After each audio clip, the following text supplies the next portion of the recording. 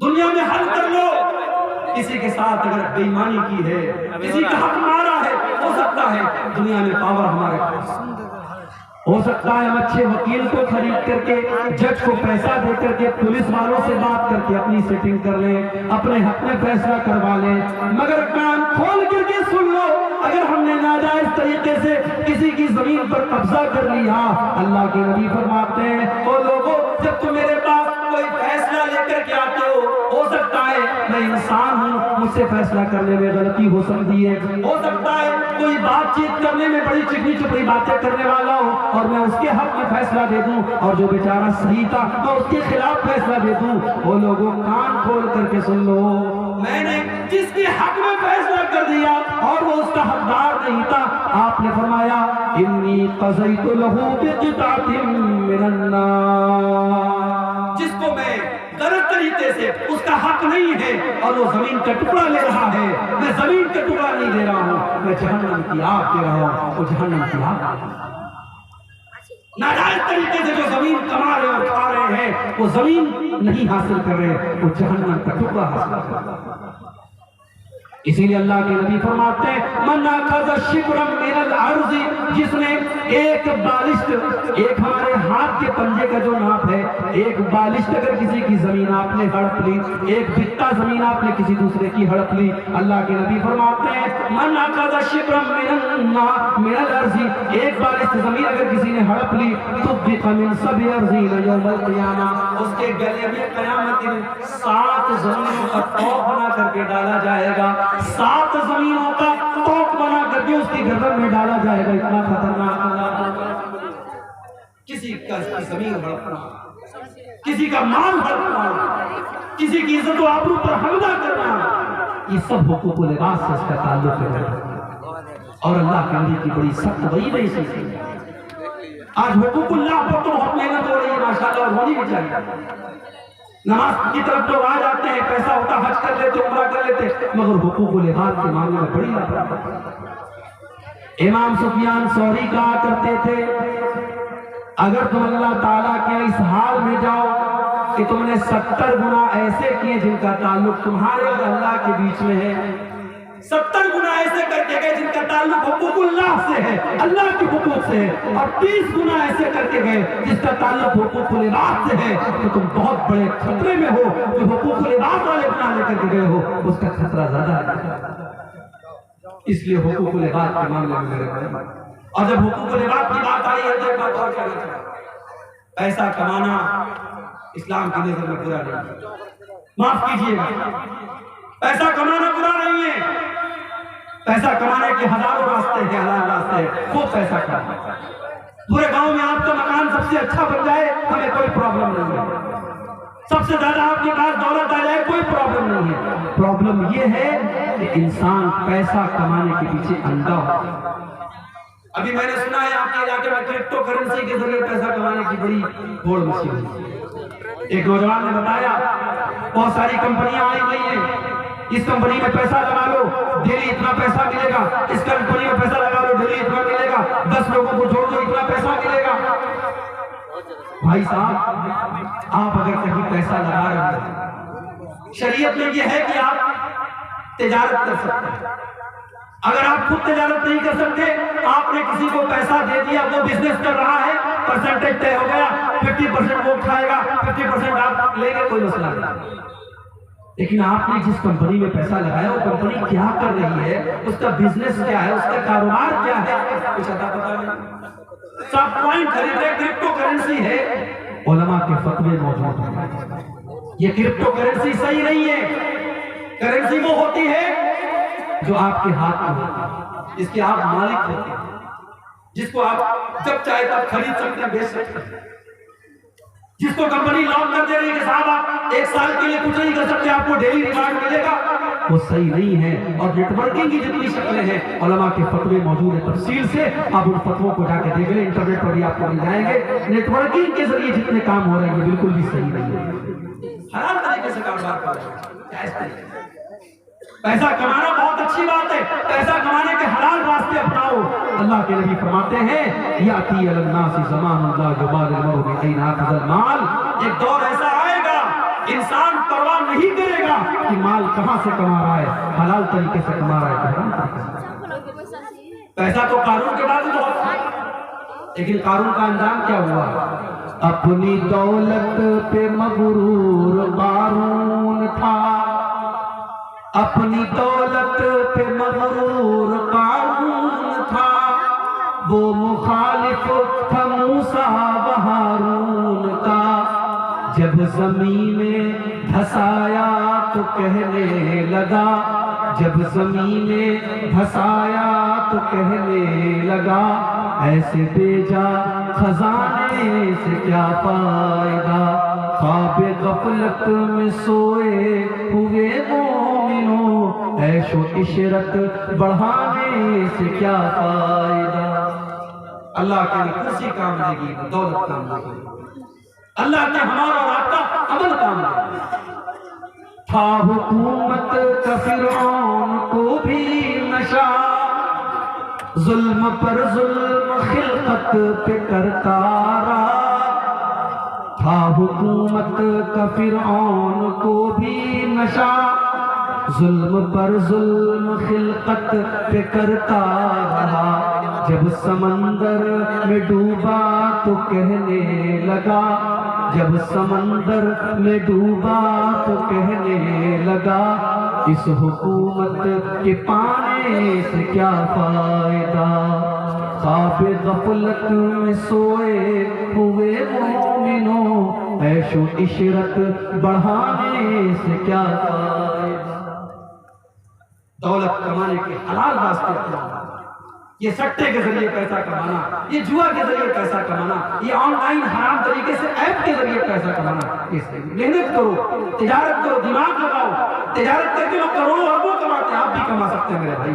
حرام راستہ، حرام کی کمائی ہمارے گھر میں آئے گی، ہماری نیکیوں کو برباد کر دے گی، ہمارے بچوں کی رگوں میں حرام کا خون دوڑے گا، ہمارے بچوں کی نیکیاں قبول نہیں ہوگی۔ اللہ کے نبی فرماتے ہیں وَمَطْعَمُهُ حَرَامٌ وَمَشْرَبُهُ حَرَامٌ وَمَلْبَسُهُ حَرَامٌ وَغُذِّيَ بِالْحَرَامِ فَأَنَّىٰ يُسْتَجَابُ لِذَٰلِكَ۔ جس کا کھانا حرام کمائی کا، جس کا پانی حرام کمائی کا، جس کا کپڑا حرام کمائی کا، وہ انسان جتنی بھی لمبی لمبی دعائیں کرے اس کی دعا کہاں سے قبول ہوگی؟ اس لیے میرے بھائیوں، حقوق العباد میں جہاد کی شان ہے۔ حرام اور ناجائز طریقے سے ہم کا مال نہ کھائیں۔ اپنے نوجوانوں سے کہنا چاہتا ہوں، طاقتور بنو، طاقت کا غلط استعمال۔ ابھی ایک مہینہ پہلے آپ کے اسی علاقے میں پروگرام ہوا تھا، ایک بھائی آج بتانے لگے کہ ایک عورت جا رہی تھی اپنے شوہر کے ساتھ، کچھ لوگوں نے اس کو راستے میں غلط سمجھ کر کے کہ یہ کوئی ناجائز طریقے سے لڑکا لڑکی جا رہے ہیں، اس آدمی کو اتنا مارا کہ وہ بیچارہ مر گیا، مرڈر کر دیا اس نے۔ ایک انسان کو خون بہا دیا صرف شک کی بنیاد نہیں۔ طاقتور بنو مگر طاقت کا غلط استعمال نہ کرو۔ اللہ کے نبی فرماتے ہیں المومن القوی خیر واحب الی اللہ من المومن الضعیف۔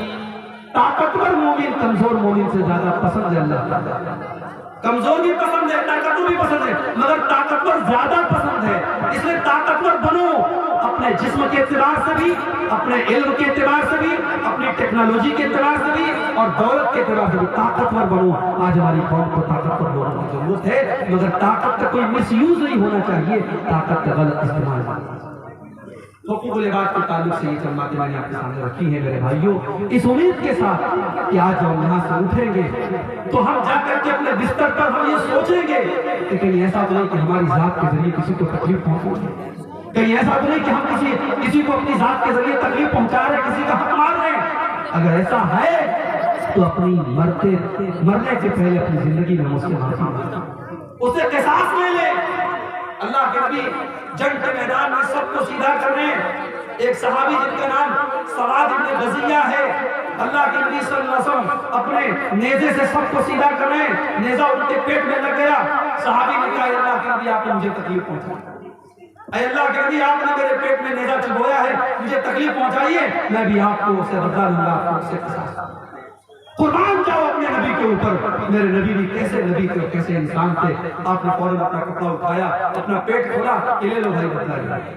صحابی نے پیٹ کو چوم لیا، صحابی نے کہا اللہ میرا مقصد آپ سے بدلا لینا ہے، میں تو یہ چاہتا تھا آخری ٹائم میں ابھی جنگ شروع ہونے والی ہے، کیا پتا میں اللہ کی راہ میں شہید ہو جاؤں، اے اللہ کے نبی میں چاہتا تھا مرنے کے پہلے آخری مرتبہ آپ کے جسم کو چوم کر کے جاؤں، آپ کے جسم کو ٹچ کر کے جاؤں، یہ میرا مقصد تھا اللہ کے نبی۔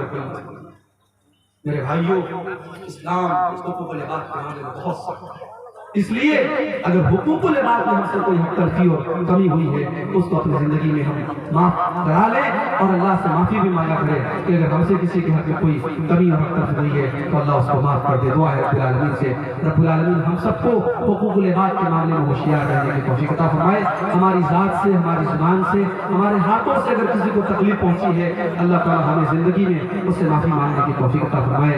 جو ہمیں سے اولاد والے ہیں اللہ تعالیٰ ان کو اپنے اولاد کے ساتھ صحیح سلوک کرنے کی توفیق دے، جو اولاد ہے اللہ ان کو اپنے والدین کے ساتھ صحیح سلوک کرنے کی توفیق عطا فرمائے۔ یہ 2-3 سوالات ہیں، میں جلدی جلدی جواب دے دیتا ہوں۔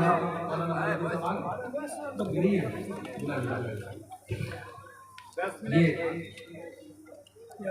سوال آیا ہے کہ فجر کی نماز پڑھنے کے بعد اگر کوئی قضا نماز پڑھنا چاہے تو پڑھ سکتا ہے؟ دیکھیے فجر کی نماز کے بعد آپ کس چیز کی قضا کریں گے؟ ظاہر اس کا مطلب عشاء کی نماز چھوٹی تھی اسی کی قضا کریں گے آپ۔ تو حدیث میں یہ آتا ہے کہ اگر کسی کی کوئی نماز چھوٹ جائے تو جیسے ہی اس کو یاد آئے، اگر بھول گیا تو یاد آئے فوراً پڑھ لے، اگر سویا رہ گیا تھا تو جیسے ہی نیند کھلے فوراً پڑھ لے۔ تو عشاء کی نماز اگر چھوٹی ہے تو اس کو فجر تک کے لیے آپ لیٹ بیٹھیں، یا فجر میں مان لیجیے آپ کی نیند نہیں کھل پائی، فجر کی اذان 4 بجے ہے، آپ کی نیند کھلی 6 بجے، آپ کی نیند کھلی 7 بجے، ہو سکتا ہے انسان ہے، تو آپ کی جیسے ہی نیند کھلے آپ فوراً فجر کی نماز پڑھیں، ظہر تک اس کو ڈالنا نہیں ہے۔ اور اگر بائی چانس آپ بھول گئے نہیں پڑھ پائے تو آپ اس کو کبھی بھی پڑھ سکتے ہیں۔ قضا نماز کے لیے کوئی وقت مقرر نہیں ہے، فجر کے بعد بھی اگر آپ فجر پڑھ چکے ہیں تو چھوٹی نماز ہے تو آپ قضا کر سکتے ہیں، مگر جان بوجھ کر کے ایک نماز کو اتنا ڈیلے نہیں کرنا چاہیے کہ دوسری نماز کا وقت آ جائے۔ جب تک کہ مولانا منیر الدین صاحب اسٹیج پہ تشریف نہ لائیں 10 منٹ کے لیے آپ لوگ سوالات شیخ عبدالغفار صاحب سلفی سے کر سکتے ہیں تحریری شکل میں، لیکن سوالات معیاری ہو، سبق آموز ہو، کسی بھی سوال نہ ہو۔ ایک سوال یہ آیا ہے کہ فرض نماز پڑھنے کے بعد اور ذکر کرنے کے بعد آیت الکرسی پڑھ کر کے سینے پر دم کرنا کیسا ہے؟ میرے علم میں، میرے اپنے ناقص علم کے مطابق فرض نماز کے بعد جو اذکار پڑھے جاتے ہیں ان کو پڑھ کر کے اپنے جسم پر دم کرنا یہ اللہ کے نبی صلی اللہ علیہ وسلم ثابت نہیں ہے۔ ہاں رات میں سونے کے پہلے جو اذکار پڑھتے تھے اللہ کے نبی ان کو پڑھ کے آپ اپنے پورے بدن کے دم کرتے ہیں، تو ہر نماز کے بعد جو دم کرتے ہیں تو مجھے مناسب نہیں معلوم ہوتا ہے۔ اگر کسی کے علم میں کوئی دلیل ہو تو میں انتظار کروں گا، اگر دلیل سامنے آ جائے گا تو انشاءاللہ ہم مان لیں گے۔ تیسرا سوال یہ ہے کہ اگر کوئی والد اپنے آخری وقت میں پوری زمین اپنے بیٹے کے حصے میں لکھ دے تو اس طرح پوری زمین سے بیٹے کو دینا اور بیٹی کو محروم کرنا یہ کیسے؟ دیکھیے اگر انڈیا کے قانون کے حساب سے تو شاید وہ بیٹے کے اگر نام اس نے کر دیا ہے اور پورا رجسٹری وغیرہ کر دیا تو شاید انڈیا کے قانون کے مطابق تو ہو جائے گا، لیکن شریعت کے قانون کی اگر آپ بات کریں تو شریعت کے قانون میں تو پہلی بات ایسی کوئی وصیت صحیح ہی نہیں ہے۔ شریعت یہ کہتے ہیں لا وصیت لوارث، وارث کو وصیت نہیں کر سکتے، بیٹا تو آلریڈی وارث ہے، بیٹی آلریڈی وارث ہے، بیٹی یا بیٹے کو وصیت نہیں کر سکتے۔ وصیت ایسے انسان کو کی جا سکتی ہے جو وارث نہ ہو، مثال کے طور پر کسی انسان کا بیٹا اس کی زندگی میں مر گیا، اب اس بیٹے کے جو بچے ہیں یتیم پوتے ہیں، یتیم پوتیاں ہیں، اب وہ ڈائریکٹ وارث نہیں ہیں تو ان کو دادا اپنی جائیدادوں سے وصیت کر سکتا ہے، یا کسی مدرسے میں وصیت کر سکتا ہے، کسی مسجد میں وصیت کر سکتا ہے، اور یہ وصیت بھی 1/3 سے زیادہ نہیں ہے۔ اگر وہ 3 لاکھ روپے چھوڑ کے گیا ہے تو 1 لاکھ سے زیادہ مدرسے میں نہیں دے سکتا، کسی تھرڈ پرسن کو نہیں دے سکتا، 1/3 سے زیادہ نہیں دے سکتا۔ تو کوئی انسان اپنے بیٹے کے بارے میں وصیت کر کے جائے کہ ایک بیٹے کے دے دو باقی کو مت دو، تو یہ وصیت شریعت کے حساب سے بالکل غلط ہے اور اس وصیت کو کالعدم مانا جائے گا، بیکار مانا جائے گا اور اس وصیت پر عمل نہیں ہوگا۔ کسی بھی عمل کا قضاء عمری کر سکتے ہیں؟ قضاء عمری کر سکتے ہیں یا نہیں؟ ایک نماز لوگ پڑھتے ہیں کہ زندگی میں جتنی نماز چھوٹی ہے اس کی ہم قضا کریں، تو 2 رکعت کر کے لوگ پڑھتے رہتے ہیں، قضاء عمری کو بولتے ہیں، وہ نماز ثابت نہیں ہے۔ اگر آپ کی اتنی نماز چھوٹی ہے تو آپ پڑھ سکتے ہیں، مان لیجیے 2-4 مہینے کی نماز چھوٹی ہے، 2-4 سال تک کی نماز چھوٹی ہے تو آپ دھیرے دھیرے کر کے پڑھ سکتے ہیں، مگر اتنی نماز چھوٹی ہے تو آپ پڑھ نہیں سکتے، بہت زیادہ ہے، تو آپ اللہ سے سچی توبہ کر لیں، معافی مانگ لیں، وہ پوری نماز کو 2 رکعت کر کے قضاء عمری کرنے کا کوئی ثبوت نہیں ملتا ہے، یہ چیز مناسب نہیں ہے۔